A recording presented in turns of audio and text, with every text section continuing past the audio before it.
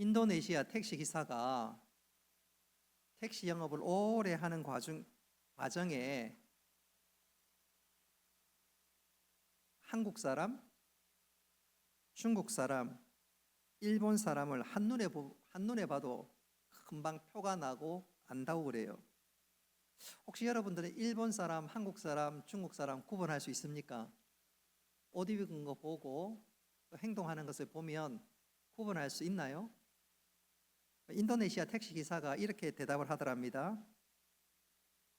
우버 택시 기사인지는 모르겠지만 예컨대 오후 3시에 공항에서 만나기로 해서 공항에 도착해 보면 중국 사람은 도착 시간이 됐는데도 그 자리에 없답니다. 또 도착하면 짐을 옮기고 또 짐을 내리고 한다고 시간을 질질 끄는데 그러면 10중 8구는 중국 사람이래요. 일본 사람은 정한 시간에 정확히 도착해서 시계를 보고 또 핸드폰을 보면서 3시가 됐는데 차가 오는지 안 오는지 계속 두리번 하면 일본 사람이랍니다.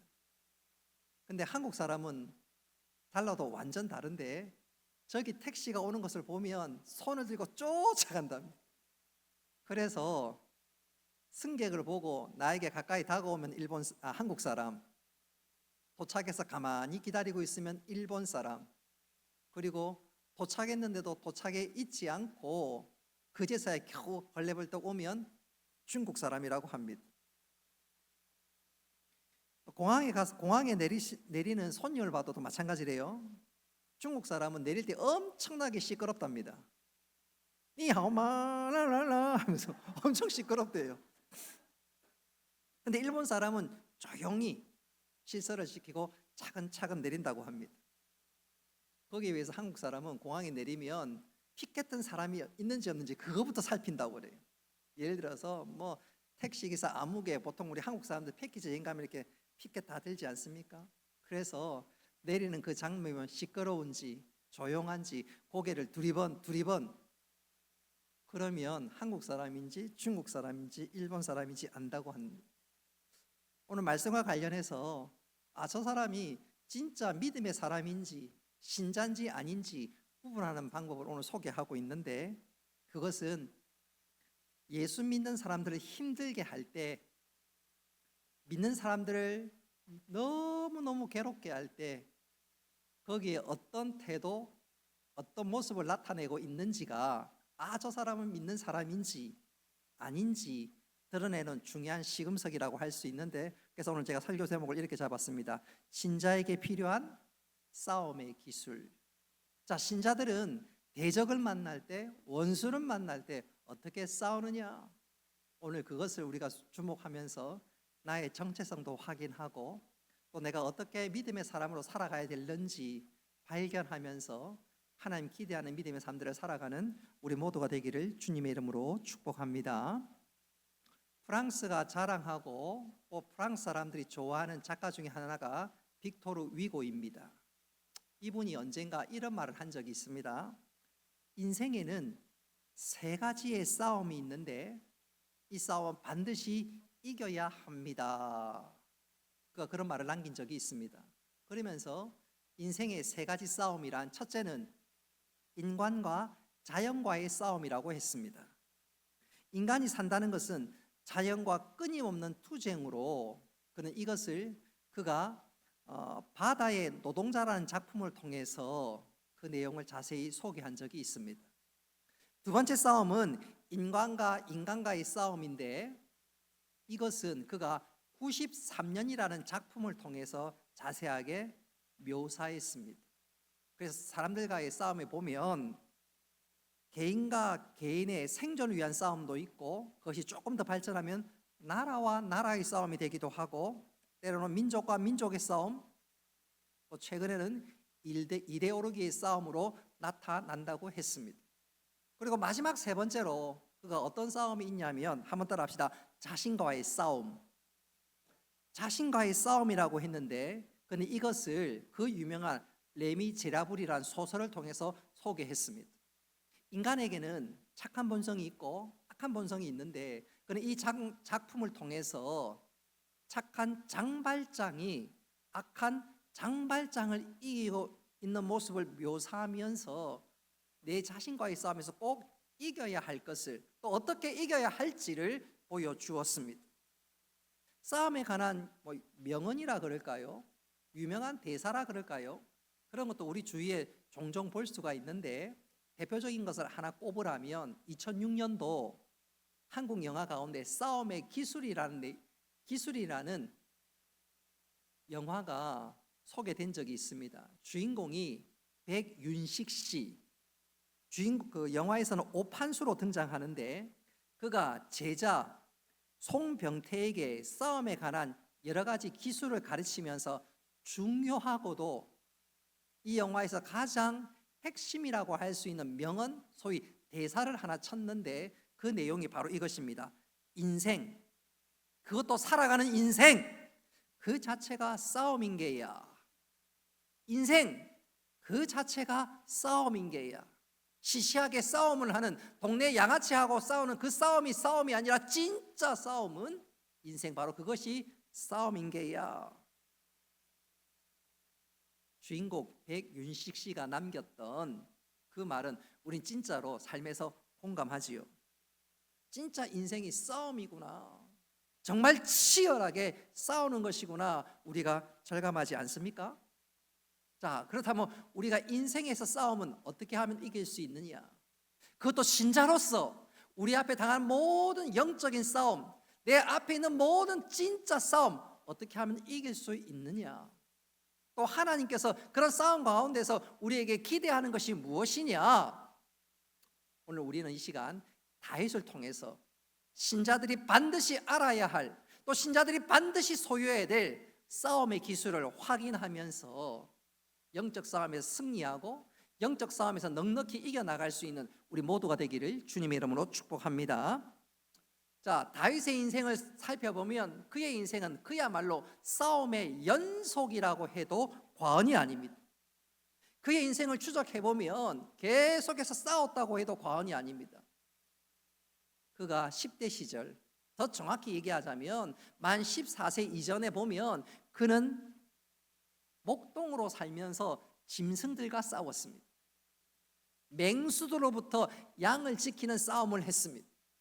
늑대가 혹은 곰이 양을 물어가면 그 짐승들과 싸웠고, 기필코 기어코 자신의 양이나 염소를 데리고 온 어린 시절에는 그야말로 맹수들과 싸웠습니다. 그러던 그가 10대가 되었을 때, 아마도 한 14세, 15세가 되었을 때 그는 그 유명한 큰 싸움을 했는데, 그 싸움이 그 유명한 골리앗과의 싸움입니다. 그리고 골리앗을 죽이고 난 이후에 수시로 전쟁터에 나가서 다윗은 싸움을 하고 또 해야만 했습니다. 그는 10대 때 그야말로 죽으라고 싸우고 또 싸웠습니다. 이제 그런 싸움에서 그는 적당한 자리를 차지하고 왕의 사위가 되었으니 이제는 싸움이 끝날 줄 알았는데 그게 아니었습니다. 사울이 듣지 말아야 될 소리를 들었습니다. 여인네들이 노래를 하는데, 사울은 천천히요 다윗은 만만히로다. 무슨 말입니까? 전쟁터에 나가면 사울은 1000명을 죽이면 다윗은 10,000명을 죽인다고. 그 얘기를 듣는 순간 사울의 마음의 질투가 폭발했습니다. 그러면서 이 사울이 다윗을 죽이려고 합니다. 이유는 분명하지요. 이 당시 사울은 하나님부터 버림을 당했습니다. 그러니까 사울이 생각하기를, 내가 하나님부터 버림을 당했고 새로운 왕이 이스라엘에서 등장한다면 그런 기필코 다윗임에 틀림이 없다. 그렇다면 다윗을 죽이기만 한다면 하나님의 계획은 수포로 돌아가고 나는 계속해서 왕위를 차지할 수 있지 않겠는가. 그래서 다윗이 20대, 그가 나이 30이 되어서 왕이 되는데, 왕이 될 때까지 다윗은 사울에게 쫓기고 또 다윗은 그런 사울의 무리들과 대적하고 싸워야 되는, 그야말로 위기 일발이라 그러죠. 위기 일발의 순간을 겪고 보내야만 했었습니다. 그러니까 다윗은 어린 시절도 그렇고 10대도 그렇고 20대도 그렇고 계속해서 싸움의 연속이었습니다. 그러다가 그가 나이 30 돼서 드디어 왕위에 올랐는데 이제는 모든 것이 좀 평화로울 줄 알았는데 그게 아니었습니다. 왕이 되고 난 이후는 다윗이 계속해서 싸움을 하는데 이스라엘 중심으로 동쪽으로 모압과 암몬, 남쪽으로는 에돔, 북쪽으로는 아람, 또 서쪽으로는 블레셋, 계속해서 싸우고 또 싸웠습니다. 그러니 다윗의 삶은 싸움의 연속, 전쟁의 연속이라고 해도 과언이 아닙니다. 그러니 그의 인생이 얼마나 피곤하고 힘들었겠습니까? 자, 오늘 읽은 말씀은 그런 다윗의 인생 가운데 그가 젊은 시절에 특별히 사울에게 쫓길 때 기록한 시편이라고 할 수가 있겠습니다. 한번 생각해 보십시오. 다윗 입장에서는 자기가 잘못한 것도 없는데 사울이 자기를 죽이려고 하고 또 거기에 덧붙여서 사울에게 옆에 있는 간사한 아부꾼들이 사울에게 아부하고 아첨하면서 다윗을 죽이려고 하고 많은 대적들이 몰려오는데 다윗의 입장에서는 얼마나 힘이 들었겠습니까? 그러나 그 순간 다윗은 사울에게 사울을 원망하거나 또 그의 대적에게 자신의 억울함을 호소하지 않았습니다. 그가 오직 소리내었던 것은 단 한 분, 하나님께 그의 모든 것을 토로하기 시작했습니다. 그것이 바로 다윗의 기도였습니다. 다윗은 그런 상황 속에서 자신이 점점 힘들어져 갑니다. 지쳐갑니다. 그러면서 그가 시편을 하나 기록했는데 그것이 바로 본문의 내용입니다. 자, 이런 상황 속에서 다윗의 삶, 다윗의 행동을 주목할 필요가 있는데 그 위기 가운데 다윗은 그런 모든 싸움을 어떻게 감당하고 나갔느냐? 바로 그때 다윗의 행동은 어땠을까요? 한번 따라합시다. 다윗은 하나님께 모든 것을 맡겼습니다. 자, 하나님께 다윗은 모든 것을 맡겼는데 우리 1절부터 3절 읽었던 말씀 다시 한번 읽어보도록 하겠습니다. 시작. 나와 싸우는 자와 싸우소서, 방패와 송방패를 잡으시고 일어나 나를 도우소서. 창을 빼사 나를 쫓는 자의 길을 막으시고 또 내 영혼에게 나는 내 구원이라 이르소서. 아멘. 오늘 우리가 이것을 주목해야 됩니다. 오늘 다윗은 그의 대적이나 원수들과 관련해서 직접 싸우지 않았습니다. 오늘 읽었던 말씀 1절에 나와 있는 것처럼 다윗은 하나님께서 자신을 대신하여 싸워주시기를 원했고 그렇게 기도했습니다. 사울이 이렇게 기도하고 이렇게 소원한 데는 이유가 있습니다. 다윗은 분명히 깨달았습니다. 내가 누군가를 심판하거나 누군가를 징계할 자격이 나에게 있는 것이 아니다. 그 모든 것은 하나님께 있다. 그래서 그가 내가 심판하거나 내가 징계하는 것이 아니라 하나님 당신이 맡아 주옵소서. 그래서 오늘 1절에 기도하기를 여호와여 나와 다투는 자와 다투시고 나와 싸우는 자와 싸우소서.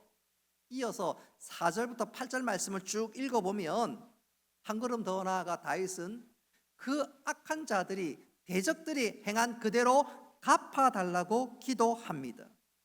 시간 관계상 4절부터 8절까지 말씀 읽지는 않고요. 자, 다윗이 그의 대적을 향해서 그들의 모든 잘못을 갚아달라고 한 것은 그 대적들이 자기의 원수이기 때문에 갚아달라고 한 것이 아니라 지금 나의 대적들이 악한 행위를 하고 있기에 하나님께서 그들을 친히 벌내려 달라고 그는 그렇게 간구하고 있습니다. 더 충격적인 것은 그러던 다윗이 9절과 10절에 이르러서 갑자기 하나님을 향해서 여호와를 즐거워한다고 고백을 합니다. 우리 9절과 10절 말씀 같이 한번 읽어보도록 하겠습니다. 시작. 내 영혼이 여호와를 즐거워하며 그의 구원을 기뻐하리로다. 내 모든 뼈가 이르기를 여호와 같은 이가 누구냐? 그는 가난한 자를 그보다 강한 자에게 건지시고 가난하고 궁핍한 자를 노력하는 자에게서 건지시는 이라 하시리로다. 아멘. 다윗은 자기를 괴롭히는 사람들을 향해서 하나님 심판하시고 벌을 내려달라 그러다가 갑자기 분위기를 전환해서 하나님을 즐거워하고 있습니다. 왜 그럴까요? 그는 중요한 이유가 있는데 바로 이것입니다. 우리도 억울한 일들을 당해서 기도하다 보면, 내가 너무 힘들어서 하나님 앞에 부르짖다 보면 자기 연민에 빠질 때가 있습니다. 내 감정에 빠지고 모든 것을 내 중심으로, 나 중심으로 생각할 때가 있습니다. 그러면 기도를 잘못하기도 되고, 또 그러다가 엉뚱한 잘못된 판단을 하기도 하고, 그 잘못된 판단으로 말미암아 잘못된 행동으로 나아가고, 그러다가 정말로 생각지도 못한 엄청난 결과를 불러일으킬 때가 종종 있습니다. 다윗은 그것을 알았습니다. 아하, 자기 연민에 빠지거나 자기 감정에 빠지면 시작은 하나님 앞에 기도했지만 결과는 달라질 수 있구나. 중요한 것은 그럴 때, 내가 너무너무 억울한 일들을 당할 때 자기 연민에 빠지거나 내 감정에 빠지지 말고, 그 순간 정말로 중요한 것은, 한번 따라합시다. 하나님의 시각을 가져야 합니다. 하나님의 시각, 하나님 눈길로 볼 수 있어야 되는데, 그래서 그가 오늘 읽었던 말씀 9절과 10절에 하나님의 시각으로, 하나님의 눈길로, 하나님의 관점으로 상황을 바라보기 시작합니다. 다시 말하면 한 템포 쉬고 내 감정, 내 연민에 빠지는 것이 아니라 하나님의 시각으로, 하나님의 관점으로 바라보기 시작하고, 또 그렇게 해달라고 그가 하나님 앞에 기도하기 시작했습니다. 그리고 이어서 11절부터 14절까지 말씀을 쭉 읽어보면 하나님의 시각으로 나의 대적들이, 악한 대적이 어떤 일을 했는지 하나님 보시옵소서, 소위 14절까지 고발하고 있습니다.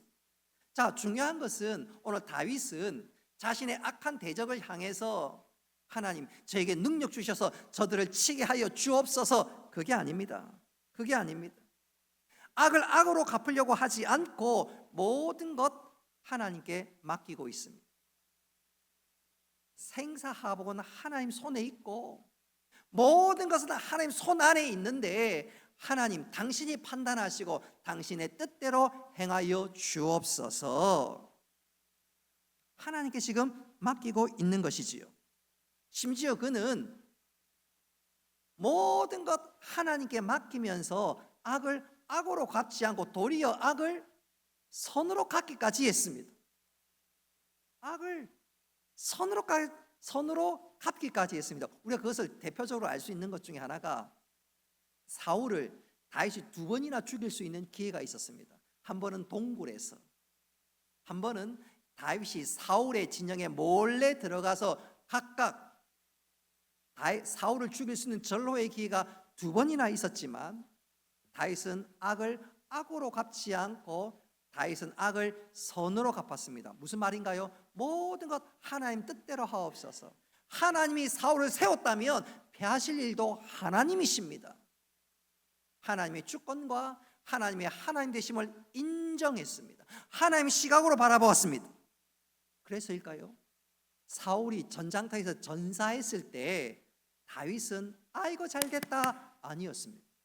오히려 하나님의 사람이요 하나님의 종이었던 사울이 죽으니까 그것이 너무너무 슬퍼서 애가를 지키기까지 했고, 분명히 자기의 대적이었던 사울을, 그 시신을 장사 지낸 사람을 위해서 오히려 상을 주기까지 했습니다. 왜 다윗이 이랬을까? 다윗은 하나님의 하나님 되심을 인정했을 뿐만 아니라 하나님을 경외했기 때문에 그랬습니다. 바꾸어 얘기하자면 그가 어떻게 하든지 하나님 뜻대로 살면, 그리고 하나님 앞에 선을 행하면 하나님께서 반드시 그 선을 돌려주실 것이다. 악을 악으로 갚지 않고 오히려 악을 선으로 갚는다면 하나님께서 반드시 선으로 갚아주실 것이다. 다윗은 믿었기에 그는 친히 그렇게 행했습니다. 우리는 이것을 예수님께서 하신 말씀에서도 확인해 볼 수가 있습니다. 우리 예수님께서 이런 말씀하신 것 여러분 기억하시지요? 기억하실 거예요. 우리가 다른 사람에게 복을 빌어줄 때, 다른 사람을 축복할 때 하나님의 이름으로 축복할 때 특별히 악한 사람을 위해서 축복을 하면 그게 사실은 나에게 엄청난 복이 됩니다. 왜냐하면 하나님 보시기에 우리가 악한 사람에게 축복을 빌어줄 때 그 사람이 받을 자격이 안 되면 그 복을 누구에게 주신다고 그랬어요? 우리에게 돌려주십니다. 우리가 악한 사람에게 복을 빌어주면 그 악한 사람이 받을 자격이 안 되면 하나님께서 그 복을 누구에게? 나에게 돌려주십니다. 악한 사람을 축복할 때 하나님께서 저 녀석 도무지 안 되겠다 하면 하나님께서 그 사람을 심판하십니다. 그러니까 선한 사람에게 축복하는 것보다 악한 사람에게 복을 빌어주면 이거 진짜 수지 맞는 장사입니다. 왜요? 그 사람이 복 받을 자격이 안 되면 그 복이 누구에게 임합니까? 나에게 임합니다. 나에게 임합니다. 혹시 여러분 저를 위해서 열심히 기도하면 그건 여러분이 돌아가는 거 아닙니다. 제가 그렇게 악한 사람은 아니거든요. 근데 악한 사람을 위해서 복을 빌어주면 그 복이 받을 그 사람이 자격이 안 되면 나에게 돌아온다고 주님 말씀하십니다. 뿐만 아니라 그 악한 사람이 정말로 악하면 하나님이 심판하실 뿐만 아니라 그 복을 우리에게 돌려주시는데, 여러분 악한 사람을 위해서 복을 빌어주는 것은 사실 인간적으로 하기 어렵지요. 아니 안 합니다. 근데 하면 그게 영적으로 수지 맞는 장사입니다. 오늘 다윗에게 그런 일이 일어난 거예요. 다윗은 생각해보면 인간적으로 사울에게 용서해주고 그에게 복을 빌어주고 싶은 마음이 전혀 없습니다. 인간적으로 생각해보면 억울하지요. 속된 말로 질겅질겅 씹어서 뜯어먹고 해도 원이 풀리지 않는 그런 사람인데 다윗은 그를 용서하고 살려주고 심지어 복을 빌어주기까지 했습니다. 그랬더니 하나님께 그에게 복을 주셨습니다. 할렐루야. 다윗을요 지극히 높여주시고 다윗을 향해서 내 마음에 합한 자라고 인정하실 뿐만 아니라 다윗 시대 때 이스라엘 최고의 전성기를 구가하게 되었습니다. 여러분 오늘 설교의 핵심이 바로 이것입니다. 바로 이것입니다. 여러분 다윗이 왜 사울에게 복을 빌어 주었을까요? 또 사울은 그에게서 분명히 대적인데 그와 왜 싸우지 않았을까요? 첫째는 그가 하나님을 믿었기 때문에 그렇습니다. 모든 것은 하나님 계획대로 이루어져 간다 뿐만 아니라 하나님께서 다윗에게 말씀하셨죠. 네가 장차 이스라엘의 왕이 될 것이다. 그는 하나님을 믿었습니다.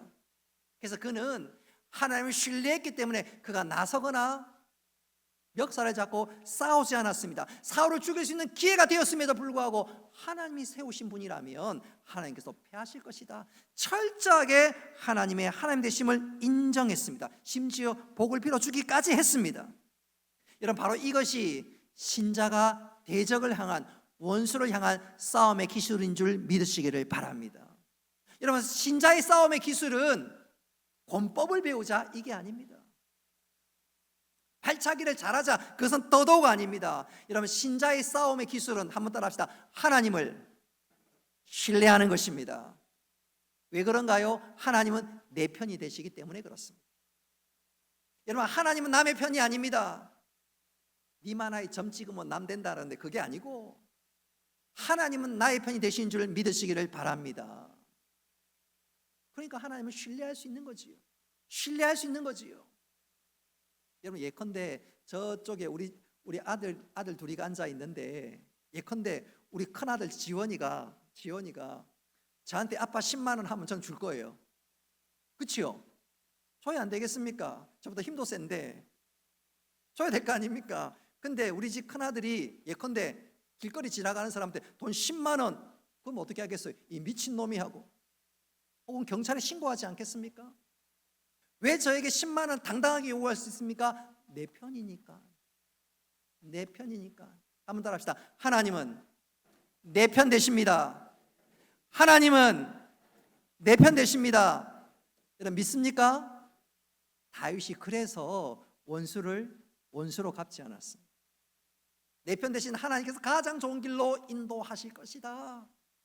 세우신 이가 하나님이시라면 하나님께서 피하실 것이다. 그리고 나는 장차 이스라엘 백성이 될 사람, 이스라엘 왕이 될 사람인데 하나님 반드시 약속하셨고 하나님 책임져 주실 것이다. 여러분 신자의 싸움은 내 감정이나 욕심이 아니라 하나님을 철저하게 신뢰하는 것입니다. 한 걸음 더 나아가 축복하는 것입니다. 세상 사람은 죽었다 깨어나도 못하는 거지요. 근데 그렇게 할 때 하나님 일하시고 우리에게 은혜와 복을 주시는 줄 믿으시기를 바랍니다.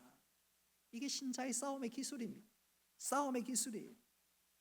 저는 이것을 이렇게 한번 말씀드리고 싶어요. 우리 어린 시절로 한번 돌아가 보면 우리 어린 시절에 소위 이솝 우화란 얘기, 동화란 얘기 많이 듣고 많이 읽고 했죠. 그 중에 하나가 해와 바람 이야기 기억하십니까? 나그네가 길을 지나가고 있는데 착한 해와 달리 바람은 심술이 많았던지 우리 한번 내기 해볼래? 저 사람의 외투 누가 벗길 수 있는지 한번 내기 해볼래? 바람이